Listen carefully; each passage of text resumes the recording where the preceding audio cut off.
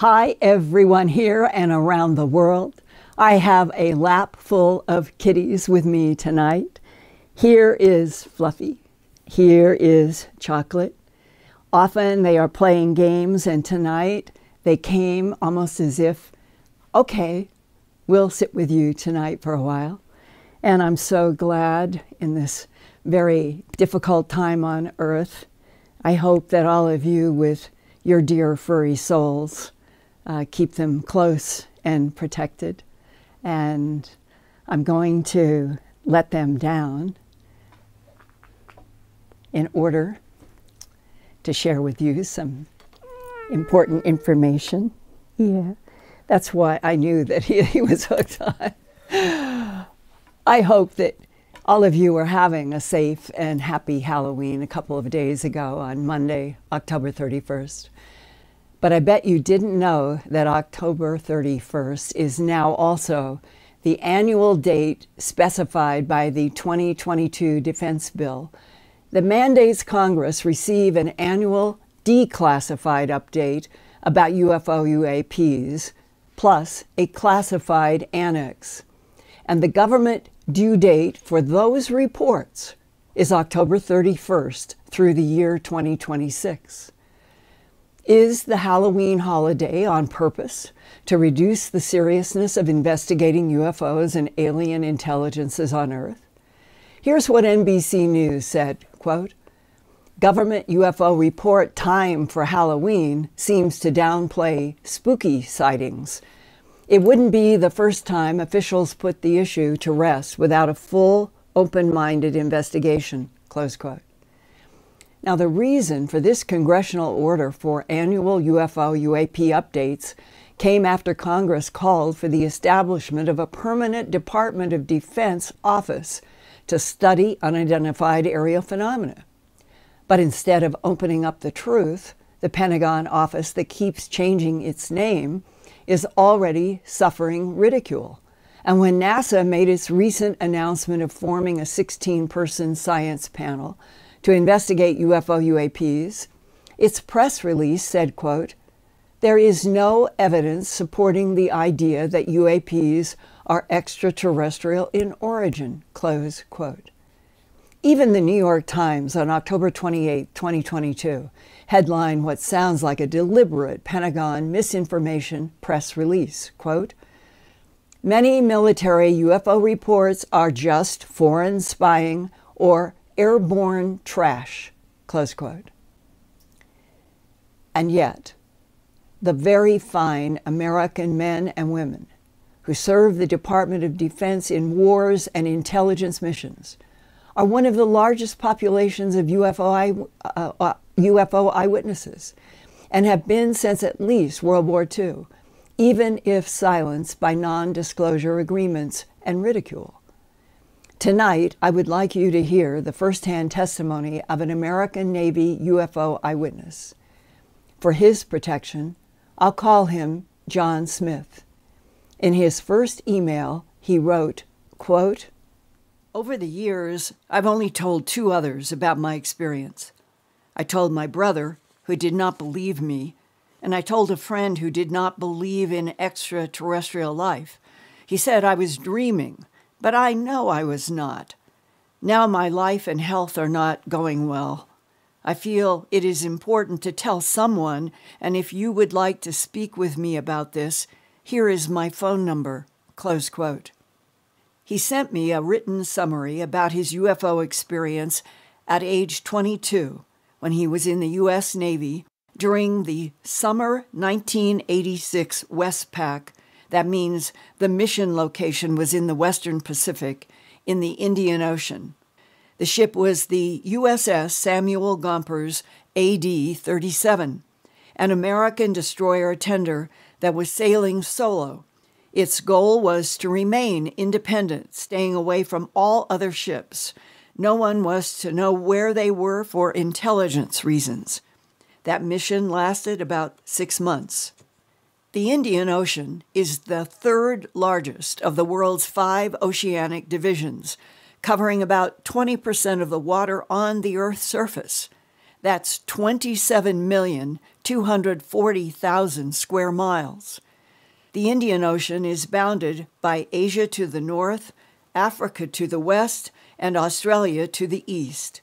To the south, it is bounded by the Southern Ocean of Antarctica. The USS Samuel Gompers destroyer tender was commissioned the first of her class in July of 1967. The ship was named after a 19th century American labor leader. It was designed to be a floating repair shop for ships of the U.S. Navy either in port or at sea. By the summer of 1986, the large ship was in the Indian Ocean on a Western Pacific classified training cruise, and one night at 2:30 a.m., 22-year-old navigator John Smith from Maryland was working on the bridge. This was his first and only Western Pacific Westpac assignment. Today, he is 58 years old, in ill health, and wants to tell the truth about what he saw with his own eyes in 1986 in the Indian Ocean. He begins by reading a report that he wrote for me. At that time, I was a QM. I was a quartermaster on board the Samuel Gompers. I was working on the bridge at the time. The night of the experience, the bridge was all quiet. Weather conditions, the sky was clear, calm seas, 2-foot wind waves. The visibility was out to nominal horizon, approximately 7 nautical miles. We had a clear night. We were conducting special operations and running solo. We had taken great pains to be hidden and our presence unknown. No other ships or aircraft had been seen for 2 days. At approximately 2:30 a.m., a radio call came over the 1MC from CIC, the Combat Information Center. They sounded confused, unsure of what they were saying. They reported seeing something on radar. They said the contacts were there, then not there. Another call came from the lookouts outside above the main bridge. They were clearly shaken and uncertain on what they were seeing. I asked them to calm down and speak clearly. They reported lights of multiple colors appearing and disappearing in an erratic fashion. I looked at the radar repeater. I saw some contacts for a quick moment, but they were gone. At this point, Lieutenant Commander Gregory and I quickly grabbed a couple of binoculars. We went out to the starboard bridge wing. The lights were reported to be appearing about 1,000 yards dead off of our stern at an altitude angle of 30 degrees and maintaining position. I remember one of the lookouts saying it looked like they were shadowing us. Both Lieutenant Gregory and I immediately saw the lights. I remember the officer of the deck giving me a bewildered look and saying something like, "Who the hell is that?" We looked on as the lights kept popping in and out. I counted 12 to 15 lights appearing in red, green, yellow, blue, and orange in color. The officer of the deck and I went back to the chart table, and after a rather intense discussion, we agreed to wake up the captain. Captain John Amos came to the bridge wanting to know what was going on. As soon as he saw the lights, he quickly went back to the bridge and ordered the ship to general quarters. We armed and equipped ourselves. The captain ordered our weapon systems to target, to engage the unknown contacts off our stern. I remember CIC kept reporting back that they were unable to track or lock onto targets. The captain was furious. The bridge became a hornet's nest. I remember the faces of the bridge crew were looking pale, confused, scared. Then it stopped. Approximately 15 minutes after the initial contact, the lights were gone. We remained at combat ready alert until 8 a.m. the next morning. We were reminded of the sensitivity and importance of the operation we were involved in and ordered to not discuss it with anyone. Later, upon returning to port, myself and several others from the bridge crew on duty that night were called into a room on base. We were made to sign documents stating we would never talk about the incident. I remember the crew was pretty uneasy and no one would directly mention it. I remember writing the log that night. I was told to be accurate and report every detail, so I did. Even though I had lived it, I had a hard time reading it after I wrote it. I remember thinking, this report will never see the light of day, or it will just get rewritten. And it would seem to be something that would be very upsetting to people in charge of military operations and large ships. They would hear from the radar people that they couldn't get a lock on to these objects that were moving around over the ship. That's correct. We would call the CIC. Do you have a lock? Do you have anything on your system? What do you see? I kept asking them that, and they were coming back saying, we see it, then it's gone.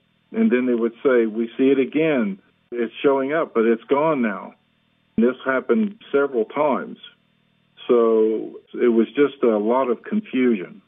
We couldn't figure out why it's not on radar. And then when the weapon systems were trying to lock on, they couldn't lock on to anything. So the captain looked bewildered as well. And it implies that the intelligence associated with those colorful lights knew how to block on radar, knew how to block military systems, and were signaling that they were not going to fight, they were not going to attack. They could block our radar and they could block our weapons. Yes, that was the consensus during that time. Nothing is working. We have no control over the situation. But again, I want to emphasize that I never got a feeling of danger or dread or anything of that nature. It was like playful, like here we are, you can see us, and then you can't see us. They never approached us. They stayed at pretty much the same distance. They were just there, and then they were gone. And you could conclude that they were trying to be friendly and let everybody see them, but they were sending signals that they were not going to do battle. That's the feeling that I got. They were not being hostile. Nothing affected our ship other than our systems could not lock on to them. What kind of briefing were you all given about this being UFOs? Well, basically, we were told that the incident didn't happen, that we weren't to talk about it, that it would be investigated outside of our purviews. For the next few days, we were all just kind of giving each other nods. Can you believe that happened? But we never actually would verbally talk about it. What would happen if you ask the captain, what are these lights? What are these UFOs? What do they want? Well, we had to sign a paper saying that we would never discuss it. You had to sign a non-disclosure agreement. Yes. And isn't that the whole point now of whether Congress, before the end of December 31st, 2022, is going to pass the amendment that would make it more possible for you, let's say in the Westpac incident, where you would be able to talk with your superiors about UFOs, ETs, the implications, what is neutral, friendly, hostile? Why do we have these non-disclosure agreements everywhere in the military about UFO encounters, entity encounters? Why, since World War II, have non-disclosure agreements been used to keep everybody quiet about a reality that is true? Well, I suspect that the military has a responsibility to keep people safe and to make people feel that they are safe. And this UFO phenomenon, it makes people feel unsafe. They don't know if they can trust their government, their military, to protect them. So in a sense, it's just a way of keeping things under control. But we are at the end of 2022. Things are not under control on this planet. It might be that if they would open up the truth that we're not alone in this universe and never have been, and that there are extraterrestrial biological entities inside of the Earth and the Moon and Ganymede and beyond, it might draw humans back together. It could. I've spoken with people that say, yes, it would bring us closer together, but there's also the people that are deeply rooted in religious dogma. Some of these people will not react well, and it could become a dangerous situation at that point. So I think that some of the powers that be, they want to release the information, but they are hesitant because they're afraid of those groups that would react in a very negative way. But isn't it fair to say that we're in a universe that has been evolving for 13.8 billion years, and that many people now know on this planet, whether it's been intelligence or military or medicine or physics, they have been told and briefed, we're not alone. The universe is teeming with consciousness, and that we have extraterrestrial biological entities in our solar system based on Earth and beyond. Having that knowledge, the people who have that information have become the power brokers on Earth, an elite layer. Everybody else is kept in the dark. They're the only ones that get to know the truth. Isn't that why the Earth is increasingly unstable? I think that it is. I think that the powers that be want to stay in power, and they want to keep control. And they fear anything that will destabilize their authority and their power. But I still believe that at some point the truth will come out. I think it must. I think that it can at the right time. Human consciousness has been developing from a very simple form of existence. Early man was probably primitive in their thinking and reasoning. And when they encountered or observed something that we would call an extraterrestrial life form, they didn't know how to really communicate it or even understand it. But over time, human consciousness is growing, developing, becoming more. And as it does, we are opening up the universe that we see, and we see it more clearly. At some point, I believe we will reach a level where we are able to accept the truth that we're not alone in the universe and become part of something bigger and greater than ourselves. You know, I've asked myself, could people at the top of our government really do all this on their own? And I don't think they could. I think a lot of them are scared, and they don't want to say anything because authorities that are non-human probably made statements to the effect that you cannot do this. You cannot let the populace know this. I suspect there's many species, and we're kind of caught in the middle of things. I've always believed that many of these species have been here for millions and millions of years before we were. And the ones that are dangerous are the ones that have nefarious agendas that may not be in our best interest. And who would you describe as being hostile with nefarious agendas? What do you know?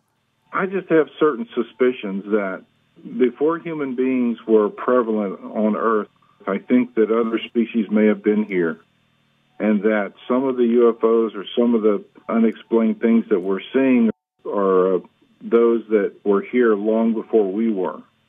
The reason I mentioned the reptilians is because I believe some of them and their species, and I believe there's many species of reptilian from different locations, some on-world, some off-world. I believe that the ones that are here on Earth, some of them believe that the Earth was their home first, that they see us as an inconvenience, something that's here that they didn't really want here, that the Earth belongs to them. Things are going to change rapidly now, and because of what we're doing and our effect on the planet, I've got a strong feeling that at some point there will be some form of recognition, of announcement. I'm just not sure exactly how that will happen. But I believe the ones that will be in charge of all this will be the extraterrestrials themselves that make the decision to finally let the information out, to let people see the truth of what's been going on. I hope tonight that there are other military experiencers with the UFO phenomena in the audience, and that I could encourage you to get in touch with me through. It could be FedEx, it could be Proton Mail, it could be hard mail. And I'm also grateful to all of you who send in reports about your experiences with high strangeness. And some are military, some are not, but that is what I'm hoping, is that we will move into a period of where everybody is trying to be as honest as possible about what they have really experienced without being afraid of ridicule. And recently, I received an email from a Birmingham, Alabama resident who followed up my broadcast a couple of weeks ago about the triangle in the clouds over White Sands Missile Range in New Mexico. And this is another intriguing triangle experience.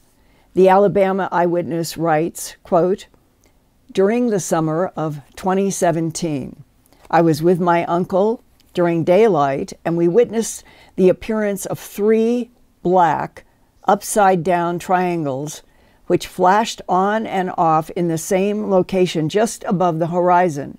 And I'm interpreting a black upside-down triangle to mean that if it's this way, maybe it's the point is down, is upside down, but if it's up like a pyramid, that would be their definition of upright, and that they're seeing triangles that are with the point down. I'm interpreting, and if the writer has any other information, let me know. But so they're watching this, and they're seeing a triangle flash on and off in the exact same location and just above the horizon, I think with the point down. There was no sound, it was clear weather, and it was in the exact same spot. One upside down triangle would appear for a second or two and then disappear. A few seconds later, it happened again for a total of 3 times. My uncle is religious and he directs a church in Germany, and I did not want to discuss the unusual sighting we saw, so I was keeping it to myself. But he kept bringing it up about how puzzled he was by what we had seen. We could not understand how you would flash something so large on and off so quickly. Now fast forward to June 13th, 2020 at 12:26 a.m. I was with 2 other people in the same location, and we saw that we saw the triangle in with my uncle.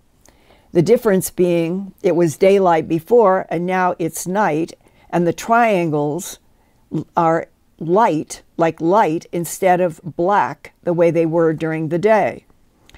Again, no sound, clear skies, and I am writing to you wondering if it is a portal into another dimension, the same place, different timelines, different years, slightly different changes in dark versus light, but nevertheless, triangles repeating patterns above the same spot at 2 different timelines. And what if the portal opens to another dimension that is dark when we are in daylight, and we see a dark triangle, and then conversely, when it is dark and the other dimension is light, we see a light triangle? It could then be possible that if both dimensions are similar in light temperature, that the portal would not be discernible. Thank you for inviting the public to share our recorded experiences with you, and I thank you for sending in yours. I've never received a report like yours in Alabama before, but that's my whole goal in doing the Earthfiles YouTube channel, is to try to share as much evidentiary material as possible and then see what is out in the viewing audiences here and around the world that are similar, that are repeating, that sketches show similarities, because we humans need to help each other, because we're on a very difficult time in this planet. And I hope, as the video that you just saw from John Smith, that people who have served in the military and have had experiences with UFOs. He's not the only one who has said to me that he thinks we told the truth. And I guess that's my mantra. So on that note, Ian, I'd like to transition over to you to see what comments and questions we have. Linda, I'd like to welcome everyone who's tuned in from all around the world this evening, from all over the United States, the United Kingdom, Sweden, Netherlands, Australia, New Zealand, and many other places as well. So thank you. Thank you. Linda, we'll go straight into this. See the truth, the whole truth is answering the question of why couldn't this US Navy destroyer tender lock radar on UFOs? Yeah. Because the very aspect of its ability to move is based on an electromagnetic bubble, invalidating the frequency on any throw to null. There is no refraction. It simply nullifies its pickup by making it clear off it like oil and water. The same reason they don't want sudden burst nuclear warheads. The strength required to throw an EMP large enough to bottom out such a vehicle is outmatched by simply using the same bubble against it. And no civilian contained military are aware or in possession of such. Okay, what is the source? Even like you're reading from something. What is this? Yeah, I don't know the source. Obviously, that's what we've had submitted as an answer to your question. Okay, and if the source of what Ian has just read, are you able to communicate with me privately by mail or by proton mail or some other way? I would like to be able to ask some questions about what I just heard, if that's possible. Yes, we ask everybody to please give us more information where possible, yeah. and back this up. Contact us at earthfiles@earthfiles.com. Yes. Okay, what else have we got? Okay, Linda, people are talking about their own experiences again, but people are also asking, here's one that wants to know about, his Moonbird actually says, the triangular craft that he's seen was only visible in camera. It was the strangest thing, only through the camera lens. I've heard that before, and I don't know the physics. If there is anybody in the audience tonight who has worked in engineering, aerospace, or physics, who could understand why would something appear in a camera lens, and we would probably have to provide information about the various kinds of camera lenses that this might apply to, and only be seen through the camera. A lot of this comes up in material that I am reading right now from a military source having to do with frequencies that, again, like my conference presentation, the key to everything is frequencies. Depending upon filters and frequencies that the extraterrestrial advanced intelligences use, this is my understanding how they go between invisibility and visibility, for example. The popping in and popping out that is so common and has been seen so many times since World War II. Again, the control of frequencies. So that, to me, is one of the categories of what I call advanced technology being used by other intelligences. Linda, we've got another question here from Dr. Dolores Mize. She says, hello. Okay, from a psychologist, do your military whistleblowers ever break down and weep when they tell Linda their story? Because I believe the military was treated abominably. It is a very interesting question. I have had people break down and cry, especially if I have met with them and we're face to face and people start telling their whatever it is that they have encountered and I'm present. There is a sense that they have been so bottled up and that talking with a person and not through a phone, not through a computer, that there is more emotion that is released. I would say I have witnessed that. But I also know that I have received in the last year or two some of the most extraordinary soul-searching, turning their experiences inside out to let me know what has happened to people, whether or not they were in military or science or medicine or aerospace or the general civilian population. And interestingly enough, I think that some of the more emotional responses that I can remember seeing with people is that they have a recognition, a sudden recognition. They're either a hologram is put in front of them that relates to something that only they know, and they are being shown like a recreation of a part of their life or something in a hologram. And it is the astonishment of realizing that whatever is happening, these beings are showing evidence of monitoring. And that, I think, is one of the reasons for a lot of emotion. And for those of you here tonight, if you have had a conscious, firsthand, face-to-face with any of the being types that have been woven through so many programs for the last 3 or 4 years, and it's in consciousness that you have had conscious interaction, it is, to me, in the category of asking the question like with John Smith tonight, because I really think this is part of the dialogue that goes on between humans and the non-humans, but we're not educated about it.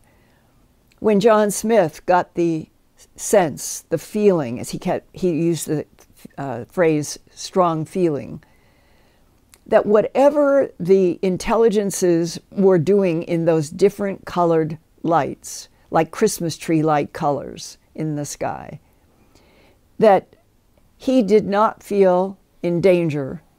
He did not feel fear. He felt that, in a way, they were being played with. I have heard other people say that they have had a strong feeling in that direction as well, as if there is a kind of telepathic or a frequency in which there is a broadcast of a certain intention and people pick it up.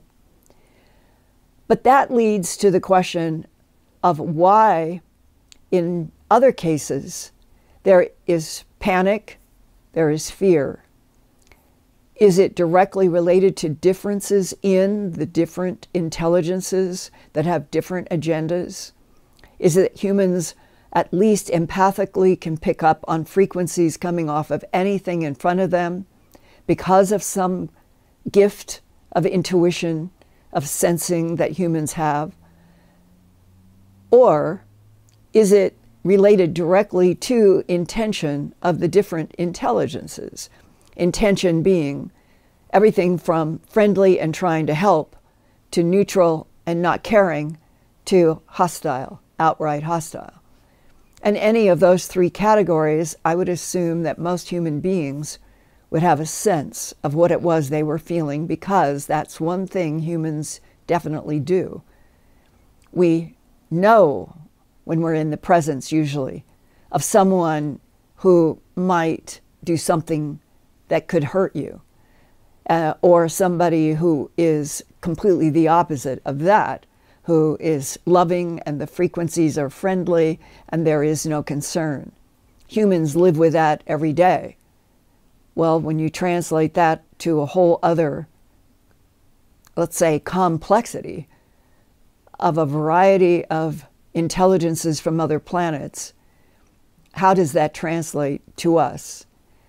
And those impressions, like John Smith, that he didn't feel that there was a direct threat, is the intelligence then playing a lot with the military? And it's a pretend cat and mouse game. And there may be people tonight who have some insights into that part of all of it. I would love to receive information. My goal is to try to share as much firsthand as I can, and if we have evidentiary material, to try to keep evolving, since it does not appear that what is taking place now on trying to open this up publicly through Congress asking. It doesn't seem to be happening very rapidly. So, dear friendly Earthfiles viewers, let's keep trying to help each other evolve this. Okay, Ian.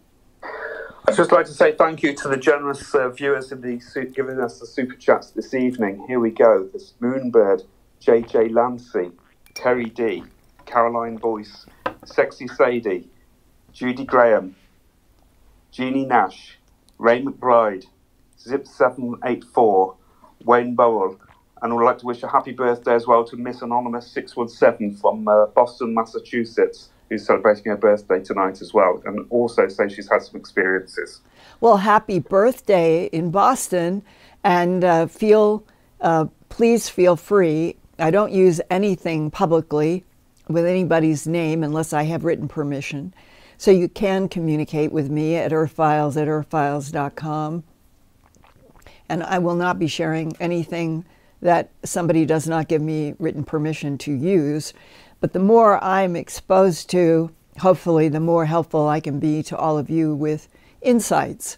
And thank you, all of you, for the super chat support.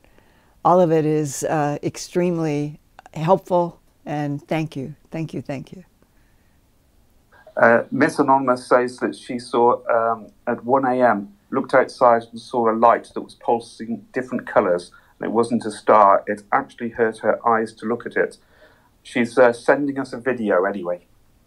Yes, and everybody, we should have this as a mantra. If you can use crayons, colored pencils, and sketch what you see. I'm not looking for art. I'm looking for colors as close to the colors that you remember in your mind's eye. The shape of craft. Everybody should be able to draw or sketch at least an idea of the type, since there are so many different types, the triangles and the spheres and the tic-tac ovals, and some that are shaped like a lens, and some that have Saturn-like. It just goes on and on. So it helps so much to get sketches from you all through your mind's eye of what did you see, and the colors can be very meaningful. So for those of you who would like me to see through your eyes and your mind's eye, when you send me a report, whether it's an email or a letter through the U.S. mail, make sure that you do sketches of the beings that you see with color, the craft that you see, and then sometimes I have insights because I get so many, then I begin to get comparisons between the different stories that go with different types, and it all helps to get towards some kind of clarity about which intelligences are doing which approaches in which types of craft. It may not always tell us why, but at least I find it really helpful to get the sketches. Okay, Ian? Yeah, I just second that. Whenever I've interviewed people, I always take a big thing of crayons, and they can really give us a good description of what they've seen. Okay, we've got other people who are asking questions about Antarctica. Linda, do you have any more information? And Linda, do you think we will achieve disclosure about the ancient ruins and civilizations in Antarctica within this decade? All good questions. If I had good, solid, more material to add to the documentary that I did, Alien Secrets Beneath the Ice, I would either make another documentary or share it in pieces at earthfiles.com, the news website, or here. But I have had the impression that since I did the film and it went out into the world, that there have been people who were willing to talk about Antarctica when I was doing the film, who then have said it's too dangerous and that they can't. Well, what is the danger? What is the knowledge that our government and perhaps other governments have about what is 2 miles down beneath the ice, beneath the Beardmore Glacier? And and that is the part also that the SEAL, Spartan 1, was there, and another SEAL had been there 3 times, who reinforced everything that Spartan 1 had told me for the film, that if it is, going back 45,000 years, 35,000 years, was constructed by other intelligences coming and going from this planet to somewhere else, and that it was deliberately built so that it would be deep under the ice, because just as Lou Elizondo keeps pointing out, that there are these, one of the characteristics of the UFO phenomena that separates it from something man-made is the ability of craft to go in the air, into water, into ice, to go into different mediums and stay the same craft, just moving in and out of different types of material.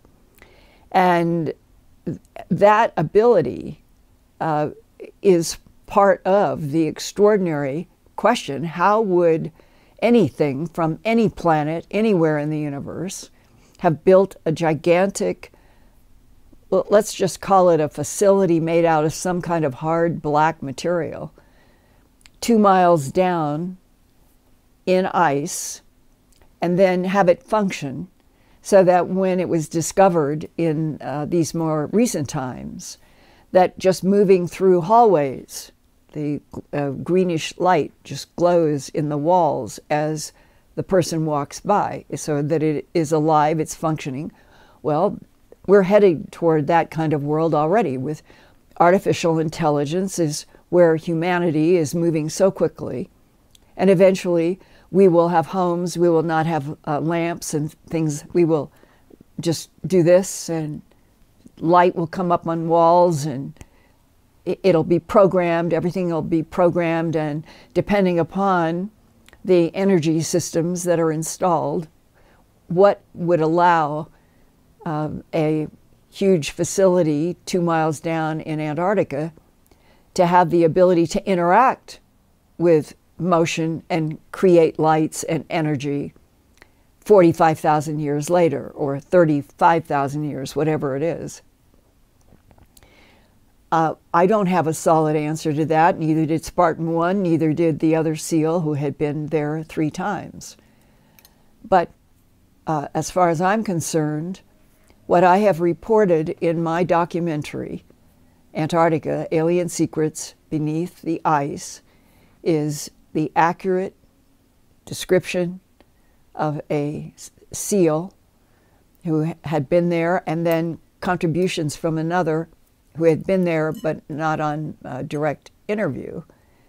And that after my film started being distributed, I know that there were a few people who said that talking about Antarctica was suddenly dangerous. So 2 + 2 = 4 or something else.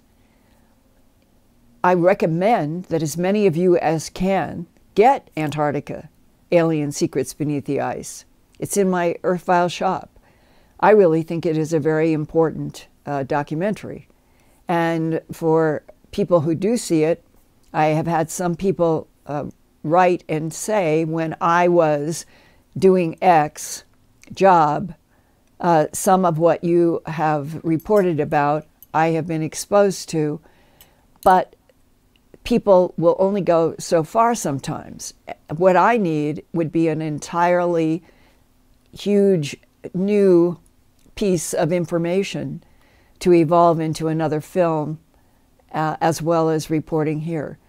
So someone is trying to make it very difficult, I think, to get more information about Antarctica currently, and how that fits into the whole global picture of tall whites and Nordics allegedly having a vested interest in trying to help humanity, even though it doesn't feel that way, that we're being helped by much of anything anymore. The planet seems to be self-destructing in many ways through humanness on the surface. But never give up, right? never give up. Never give up trying to understand this. Never give up trying to be alive when the government of the United States finally tells the truth about the last 85 years of accumulated knowledge that they have in endless archives that are underground. And that's what we all need to know about. Okay? You referenced the Earthfiles shop. Could you just reinforce that people can buy the books and should only buy books from the Earthfiles shop? Yeah, this is one of the things that really puzzles and baffles me. I get people letters saying, why are your books selling for $2,500 on eBay? And what? I have nothing to do with eBay. I have nothing to do with any place that sells my books and videos except the Earthfiles shop at earthfiles.com. That's my only exchange with the world on my work, earthfiles.com. And we have a section that is the earthfiles.com section in amazon.com. And that is the way it's set up. So it's my work and nobody else is dealing with it. And for those of you who have been with me, following, dialoguing with me for years, you know that my 4 books and 4 documentaries that are at the Earthfiles shop have been approximately the same price ever since they were created. 89 and in the 90s and 2002 and up to 2018 in Antarctica. And what has changed are the UPS shipping charges that have gone up, and we charge for that. But what I'm leading to is the Earthfiles shop doesn't change much. It's always been there since I've done each work. But out in the world, for reasons that are not clear to me, people are paying $2,500 at eBay for, I understand one was a hardcover of my very first book, An Alien Harvest. It was a beautiful book. I did only 1,300 of them. I signed and numbered each one, and they sold out in 2 weeks. Well, those books apparently are out in the world and have, I guess, taken on a reputation of a certain quality, and that people in eBay and other places spend a lot of money where they can go to the Earthfiles shop, and they're the same prices that they have been for a long time. And I just, all I can say is that I hope that for those of you who have not read my 4 books and seen my 4 documentaries, that you're missing a lot, because those books collectively have literally hundreds and hundreds of color photos, black and white photos, documentations. I've tried to make my work evidentiary. And then the documentaries are about subjects and aspects and facets that are not even in books in some cases. So from my point of view, if you want to at least see the challenge of the high strangeness that we're all trying to understand, that my 4 books and 4 documentaries have been my sincere efforts over 89 to 2022 to give people as much as I could of what I consider to be the truest and the most insightful and evidentiary material that I can. And the rest of the planet, I don't know what people do if they buy the books from me and then they go out and sell through something else that has nothing to do with me. I don't know what to do about it, because I am focused on doing as much work as I can penetrating as many subjects as I can that to me are like putting together a pointillism painting. There's so many facets that you have to work hard to see the relationships, and then you start standing back and you begin to see a bigger picture. I'm always trying and working on that. And for those of you who want to see what it is that I feel is really important to learn and to study, it's my 4 books and the 4 documentaries, and there are others. When I've talked about David Bohm and others, that there are books that it's easier for you to write me and say, which books in X subjects would you recommend? That's easier. And at the top of the list would be my own documentaries and books. I hope, Ian, that what I've just said is helpful. So I'm glad you cleared that up, because it was only this last week I received a message and the person was in the UK and they said, are you considering putting An Alien Harvest into print again? I can't buy a copy for less than $150 and would love to read it. And all of the books are listed at Earthfiles and they are still all available. Yeah, I have no idea why this is happening, but just all of you, and tell everybody who asks you, go to the Earthfiles shop, and that is the place to interact. That is no hijacked prices, nothing. And there's nothing that I can do about the U.S. Post Office increasing postal prices. We have to cover that. But the books and the documentaries, they've all been the same price. So part of me is almost wants to laugh that we are all struggling so hard to have the government of the United States simply step up to the plate and start telling the truth about information and material that I have been studying since 1979 along with a lot of other people, and that we are now in 2022 November, that people are letting me know that they would like my work, but they can't afford prices that are on eBay that I have nothing to do with, and I had no idea that people were paying such huge prices for my work. I mean, can you imagine what that feels like? It's really odd. So thanks, Ian, for asking. I hope people will just keep coming to the Earthfiles shop.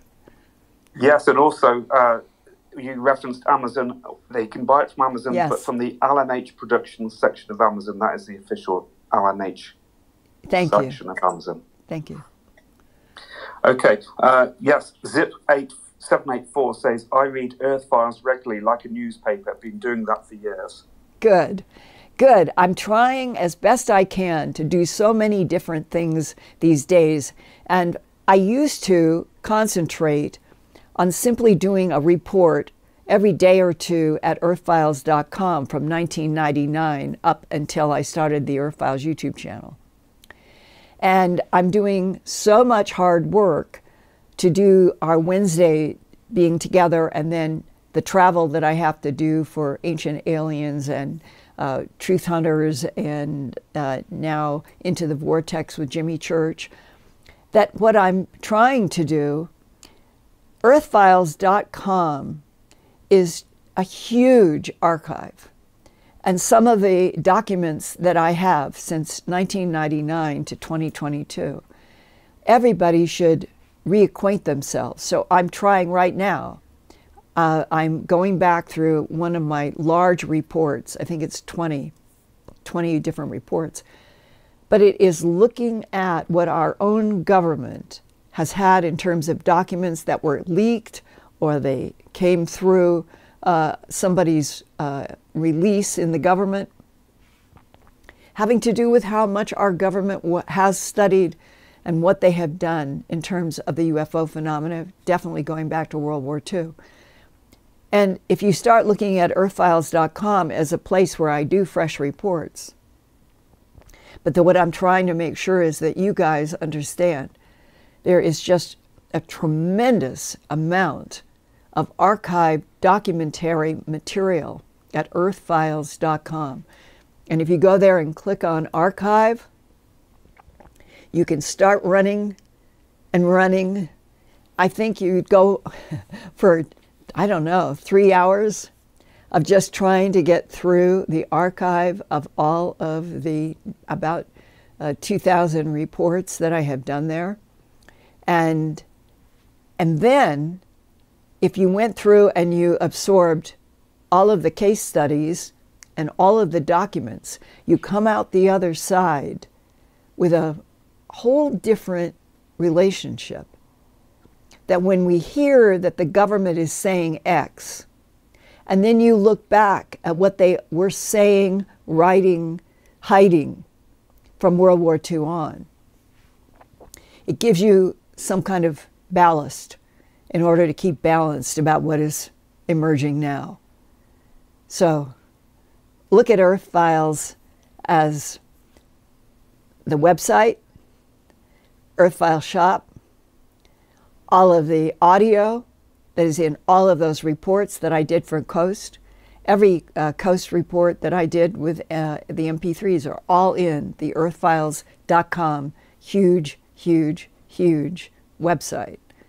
And then there's this Earthfiles YouTube channel that I love coming to be with you guys on Wednesday.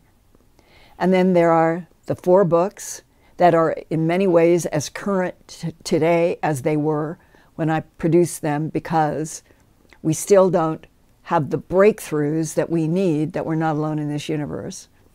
And the 4 documentaries that are there are on the fascinating subjects of Göbekli Tepe, about 2 on animal mutilations. One is a documentary that I did on my own after I left the station to work on HBO, and that is Strange Harvest 1993.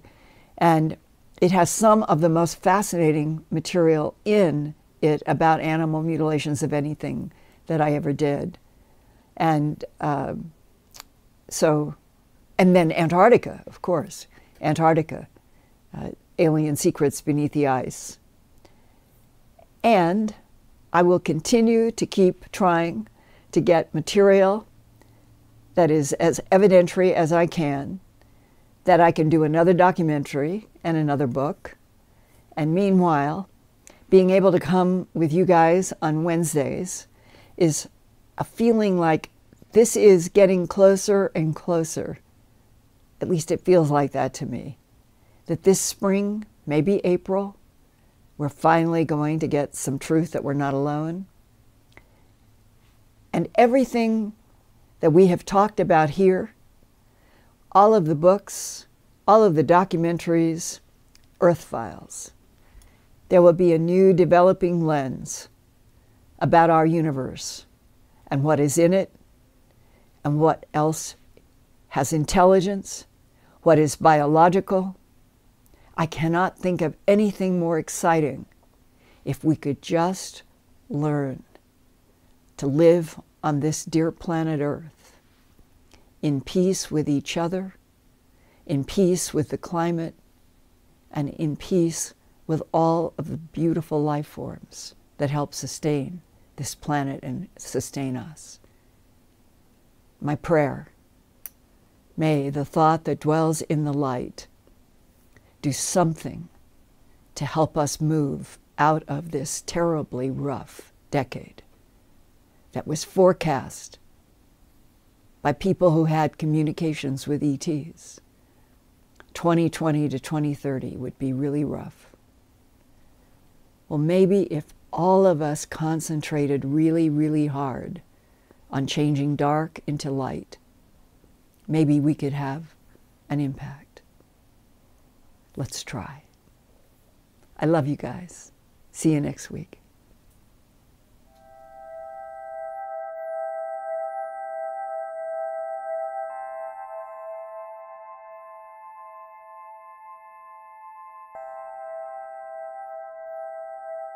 Turn on closed captions for YouTube videos by clicking the white CC button on the lower right.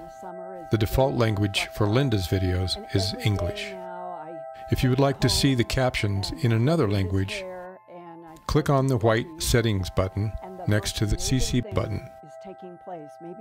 Select Subtitles CC, and then select Auto Translate. Select a language, and the captions will now appear in that language. Sort of gone through, and they will hold their heads. I never had a cat do that before. And they'll pull against the comb, helping me get out snarls. And I think it's the best they've ever been.